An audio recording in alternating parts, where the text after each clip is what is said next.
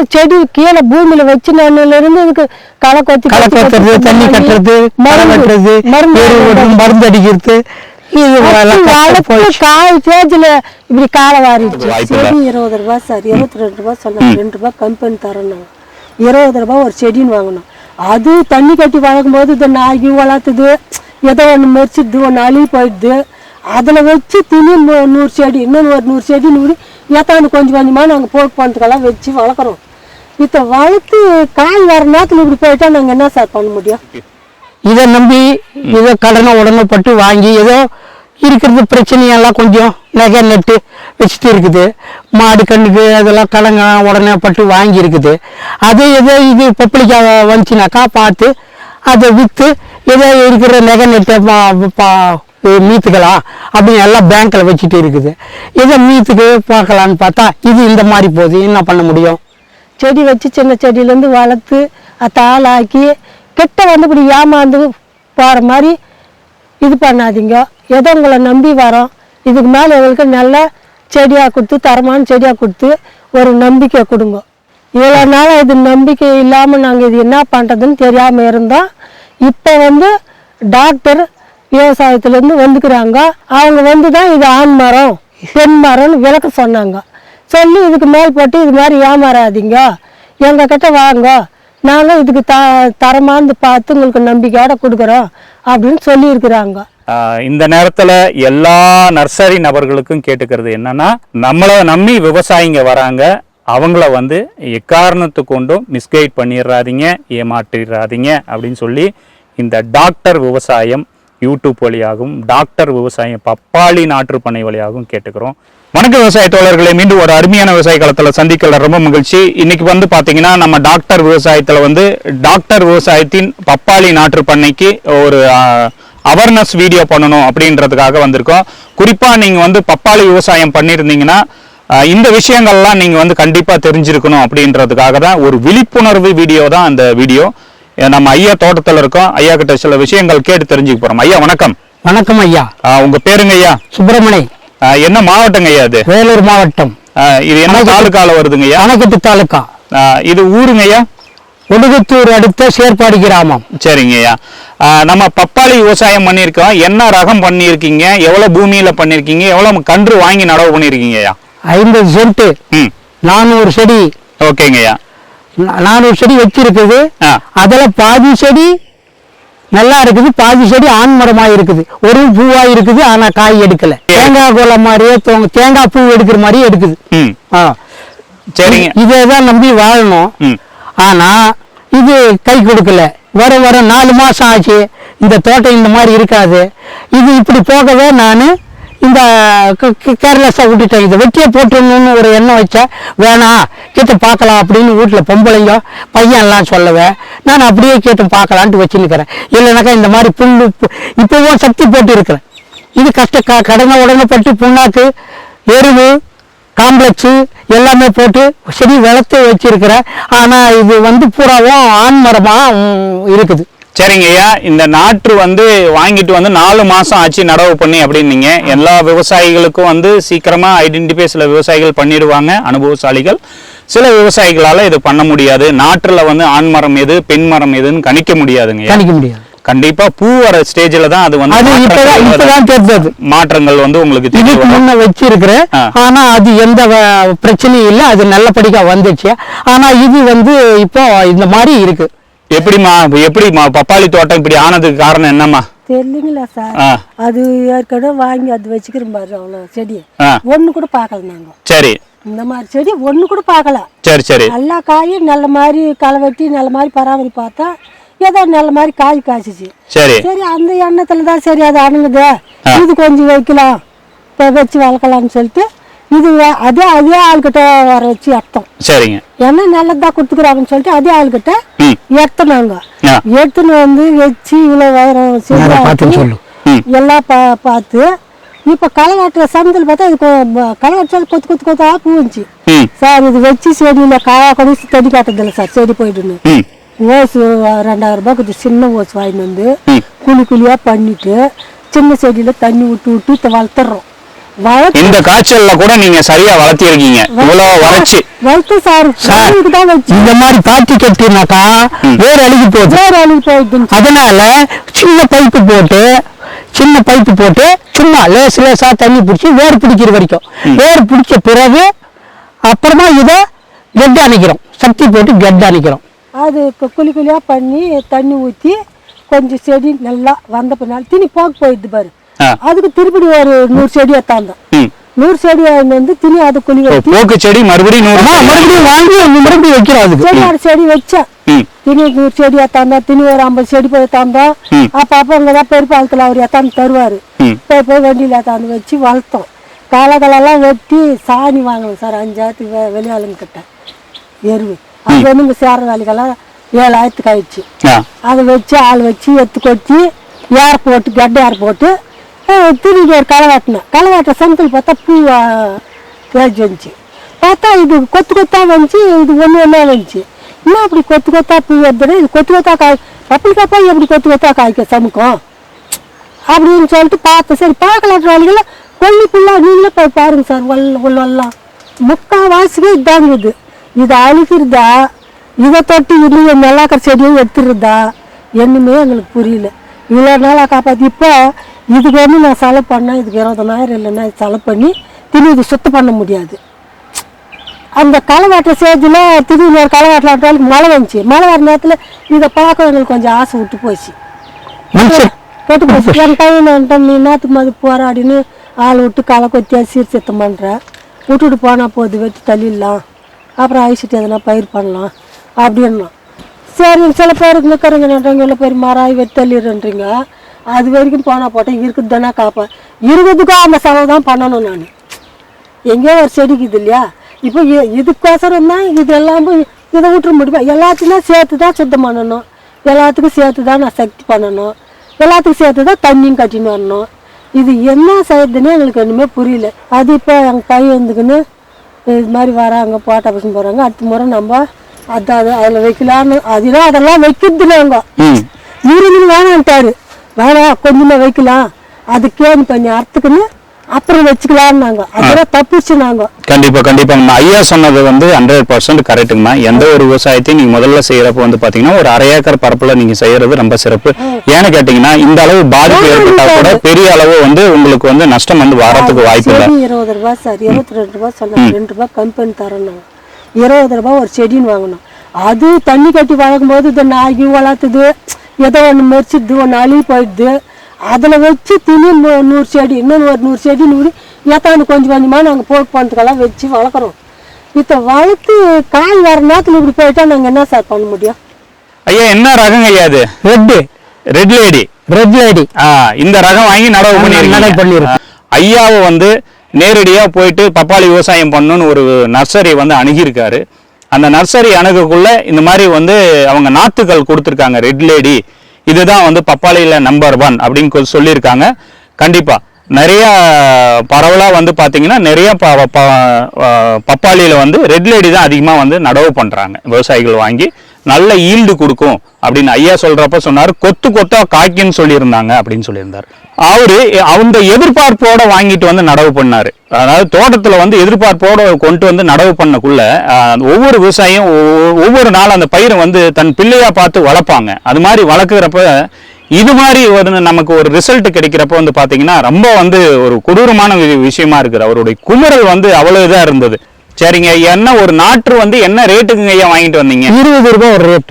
20 ரூபாய் ஒரு நாற்று. ரெட் லேடி நாத்து வந்து 20 ரூபாய்க்கு வாங்கிட்டு வந்தீங்க. 20 ரூபாய்க்கு வாங்கிட்டு வந்தீங்க. 400ன்னு சொல்லியிருந்தீங்க. 400 மரம் வச்சிருக்கீங்க. 400 மரம். ஓகே, இதுல 200 வந்து ஆண் மரம் 200க்கு மிகுதியாவே இருக்குன்னு சொல்லி. ஆமா, 200க்கு மிச்சமாவே இருக்குது. அதாவது ஒரு 100 மரமா இந்த தெரியும், 300 மரம் வந்து ஆண் மரமாவே இருக்கு. இது எல்லா விவசாயிகளுக்கும் ஒரு விழிப்புணர்வா இருக்கணும்ன்றதுக்காக தான் இந்த பதிவு நாங்க பண்றோம். ஐயாவினுடைய தோட்டத்துல அவர்கிட்ட ஒரு அனுமதி கேட்டு நாங்க வந்து பண்ணிட்டு இருக்கோம். ஏன்னு கேட்டீங்கன்னா ஒவ்வொரு விவசாயம் பப்பாளி விவசாயத்துக்குன்னு வரப்ப சில புரிதல் இல்லாம ரொம்ப சீப்பான காஸ்ட்டுக்கு கிடைக்குது, ரொம்ப குறைவான விலைக்கு வந்து நாற்று கிடைக்குது அப்படின்னு சொல்லி வாங்கி நடவு பண்ணிடுறோம். இது தரமான விதையா, இது வந்து நல்ல சான்றுடன் அதாவது விதை சான்று இருக்கிற ஒரு நிறுவனத்தில் இருந்து வரவைக்கப்பட்ட விதையா, இது F1 சீடா, ஹைபிரிட் F1 சீடா, ஃபவுண்டேஷன் 1 அப்படின்னு இருக்கிற ஒரு ஷீடா அப்படின்னு சொல்லிட்டு விவசாயிகள் கண்டிப்பா இந்த விழிப்புணர்வு வீடியோ வழியா கண்டிப்பா தெரிஞ்சுக்கணும். ஐயாவினுடைய மனக்குமுறல் எப்படி இருக்குன்னு நீங்களே பாருங்க. என்கிட்ட இப்போ அலைபேசியில பேசக்குள்ள நிறைய வெளிப்பாடு குமுறல் இருந்தது அவருக்குள்ள. அவ்வளோ மரம் இருக்கு. அந்த வீடியோலயே பாருங்க. அவ்வளோ மரங்களை வந்து எங்களால் எந்த அளவு கவர் பண்ண முடியும் தெரியல. எந்த அளவு காட்ட முடியுமோ அந்த அளவுக்கு நாங்கள் வந்து பதிவு பண்றோம். எப்படிங்க காய்க்குன்னு சொல்லியிருந்தாங்க? பெருசா நல்லா நீட்டா காய்க்குன்னு சொன்னாங்க. செடி நல்லா இருக்குன்னு சொன்னாங்க. ஆனா அது இப்போதைக்கு பார்க்கும்போது அப்ப செடி வாங்கி நட்டுட்டேன். இப்போ வந்து ஒன்னும் அது பிரயோஜனப்படுறதா தெரியல. சரிங்க, அவங்கள தொடர்பு கொண்டு பேசுனீங்களா? அவங்கள தொடர்பு கொண்டு பேசினாக்கா எனக்கும் தெரியாது அப்படின்னு தான் அவங்க சொல்றாங்க. கொடுத்தவங்களே சொல்றாங்க எனக்கு தெரியாது, இது இப்படி வரும்னு எனக்கு தெரியாது, நான் எதிர்பார்க்கல அப்படின்னு சொல்றாங்க. கடன் வாங்கி பயிர் வச்சு இந்த மாதிரி போனாக்கா எப்படி முன்னுக்கு வர முடியும்? ஏதோ தரமான நாற்று கொடுப்பாங்கன்னு பார்த்தாக்கா இந்த மாதிரி நாற்று கொடுத்து இந்த மாதிரி ஆயிடுச்சு. என்ன பண்றது? வாங்கி சின்ன செடியிலேருந்து ஏதோ வச்சு வளர்த்து ஒரு பயிர் வரும் தான் நம்பிக்கை செய்கிறோம். போனதுக்கும் அது இல்லாமல் திருப்பி வாங்கி வந்து வச்சு வளர்த்து காய் வர ஸ்டேஜில் அந்த மாதிரி போயிட்டா விவசாயிங்க என்ன பண்ணுறது? செடி கொத்தவங்கள கேட்டாலும் என்ன எனக்கே தெரியலாமான்னு சொல்கிறா. அப்படி அவரு ஏதோ ஃபஸ்ட்டு கொத்தாங்களா வாங்கி வந்து வச்சோம், நல்லா வருந்துச்சு, அப்படி வரும் தான் ஒரு நம்பிக்கையில் செய்கிறோம் பயிர். இப்போ இது இவ்வளோ பெரிய மரம் ஆகி காய் வர ஸ்டேஜில் இந்த மாதிரி போயிட்டா விவசாயிக்கு எப்படி இது பண்ணுறது? இப்போ அப்படியே விட்டுட்டு திடீர் இந்த நிலைமையில் 20 நாள் செலப்படாத அதை கொல்லி சுத்தம் பண்ண முடியும். அப்படி சுத்தம் பண்ணி திருப்பி இந்த மாதிரி இப்படி போயிட்டு தான் நாங்கள் என்ன பண்ணுறது? கிட்ட வர நேரத்தில் இப்படி போயிட்டா திருப்பி அடுத்த முறை எப்படி நம்பிக்கையான ஒரு பயிர் பண்ணுறது? இந்த பயிரை திரும்பி ஒரு விவசாயிங்க ஏதோ ஒரு ரோலிங்க்கு தான் இது காசு. ஏதோ ஒரு பண்ணோம்னா கொஞ்சம் இந்த மாதிரி பப்பாளி வச்சோம்னா ஏதோ பறித்து போட்டோம்னா நம்ம கை செலவுக்கு ரோலிங்க்கு வரும் அப்படின்றத வச்சு தான் அந்த மாதிரி பயிர்களை பண்ணுறோம். இதுவும் இப்படி பண்ணாக்கா விவசாயிங்க எப்படி முன்னுக்கு வர்றது? கெட்ட காய் தேஜியில் வந்து இந்த மாதிரி பூ போயிட்டா ஏமாந்து போட்டோம். 5 மாசம் கஷ்டம் போயிடுச்சு. 5 மாசம் கஷ்டம். இப்போ இது வரைக்கும் 5 மாசம் கஷ்டம். செடி கீழே பூமியில வச்சு இருந்து இதுக்கு களை கொத்துறது, தண்ணி கட்டுறது, மரம் வெட்டுறது, மருந்து அடிக்கிறது, காய் தேஜில் இப்படி காலை வாரிடுச்சு. பார்த்தா எல்லாமே எல்லாம் என்ன இது பிடிக்குதுன்னா எங்களுக்கு தான் புரியல. நாங்கள் இது என்ன பண்ணுறது? விவசாயிங்க இந்த மாதிரி கஷ்டத்தைப்பட்டா எப்படி? இது வரைக்கும் இப்படி இது மாதிரி நம்பி வச்சிட்டோம். இதுக்கு மேலே வந்தால் விவசாயிங்க இந்த மாதிரி கிடக்கூடாது, விவசாயிங்க இந்த மாதிரி நஷ்டப்படக்கூடாது. அந்த மாதிரி உங்களை நம்பி வர இதுக்கு மேலே எங்களுக்கு செடிங்க வந்து தரமான செடியாக கொடுத்து கேரண்டி கொடுங்க. அடுத்த முறை இது பரவாயில்ல, பல இடத்துல வெட்டோம் நல்லா இருக்கணும், நாங்களும் சந்தோஷப்படணும். ஓரம் கடைக்காரர்கிட்டே போய் வாங்குறோம், இந்த மருந்து அடி அந்த மருந்து அடின்றாங்க. அவங்க சொல்கிற மாதிரியெல்லாம் மருந்தும் வாங்கிட்டு வந்து நாங்கள் அடிச்சுன்னு தாங்கிறோம். இதுக்கு மேலே செடின்னு வந்தால் ஒரு நம்பிக்கை ஒரு வச்சுமா, அதனால விவசாயிங்க பலன் அடையணும். இந்த மாதிரி நஷ்டம் ஈடுபட்டா அவங்க இதுக்கு எவ்வளோ கஷ்டப்பட்டுருப்பான்னு கொஞ்சம் யோசனை பண்ணி நீங்களும் பார்க்கணும். செடி வச்சு சின்ன செடியிலேருந்து வளர்த்து தாளாக்கி கிட்ட வந்து இப்படி ஏமாந்து போகிற மாதிரி இது பண்ணாதீங்க. ஏதோ உங்களை நம்பி வரோம், இதுக்கு மேலே எங்களுக்கு நல்ல செடியாக கொடுத்து தரமான செடியாக கொடுத்து ஒரு நம்பிக்கை கொடுங்க. இவ்வளோ நாள் இது நம்பிக்கை இல்லாமல் நாங்கள் இது என்ன பண்ணுறதுன்னு தெரியாமல் இருந்தோம். இப்போ வந்து டாக்டர் விவசாயத்துலேருந்து வந்துக்கிறாங்க. அவங்க வந்து தான் இது ஆண் மரம் பெண் மரம்னு விளக்க சொன்னாங்க. சொல்லி இதுக்கு மேல் போட்டு இது மாதிரி ஏமாறாதீங்க, எங்கள் கிட்ட வாங்க, நாங்கள் இதுக்கு தரமானது பார்த்து உங்களுக்கு நம்பிக்கையோட கொடுக்குறோம் அப்படின்னு சொல்லியிருக்கிறாங்க. ஐயா இப்ப பாருங்க, இதுதான் ஆண் மரம் சரிங்களா? இப்ப நம்ம தோட்டத்துல அதிகமா இருக்கிறது இந்த ஆண் மரம் தாங்க ஐயா. ஆமா, இந்த ஆண் மரம் இருந்தா எந்த பலனும் இல்லை சரிங்களா? ஆண் மரம் வந்து 2ல இருந்து 3 மரம் தான் 100க்கு இருக்கணும். அப்படி இருந்தாதான் உங்களுக்கு பலன் கொடுக்கும். சில நேரங்கள்ல இந்த ஆண் மரம் வந்து தெரியறதுக்கு வாய்ப்புகள் ரொம்ப குறைவு சில ரகங்கள்ல சரிங்களாமா? ஓகேங்களா? இது வந்து ஆண் மரங்க. பக்கத்துல பெண் மரம் இருக்கு, இப்படியே திரும்புங்க, இந்த பாருங்க, இதுதான் பெண் மரம். இதுதான் பெண் மரம். ஓகேங்களா? இங்க பாருங்க, உள்ள வந்து கணுவுக்கு ஒரு காய் இருக்கா? கணுவுக்கு ஒரு காய், கணுவுக்கு ஒரு காய் இருக்கு, பூ இருக்கு, கணுவுக்கு ஒரு காய் இருக்கு. இதுதான் வந்து பெண் மரம். சோ இந்த பெண் மரம் வந்து அதிக எண்ணிக்கையில இருந்தாதான் நமக்கு வந்து மகசூல் கிடைக்கும், லாபம் கிடைக்கும். ஓகேங்களா?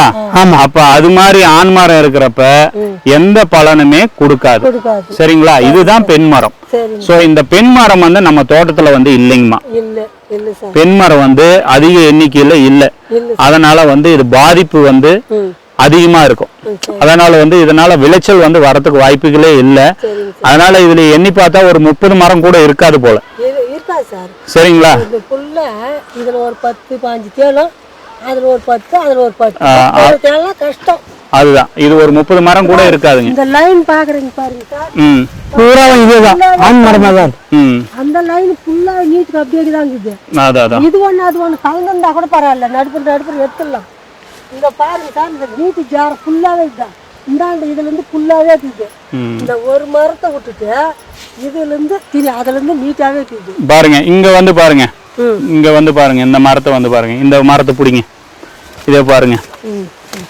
இதே பாத்தீங்களா, அந்த கணுவுக்கு ஒரு காயின்றது பாத்தீங்களா, இதுல பார்த்தா பூவுல வந்து தளவுல வந்து காய் இருக்கும். இந்த காய் கூட பாருங்க தரம் கிடையாது, கோட் காயா வருது. இது வந்து ஆண் மரம்.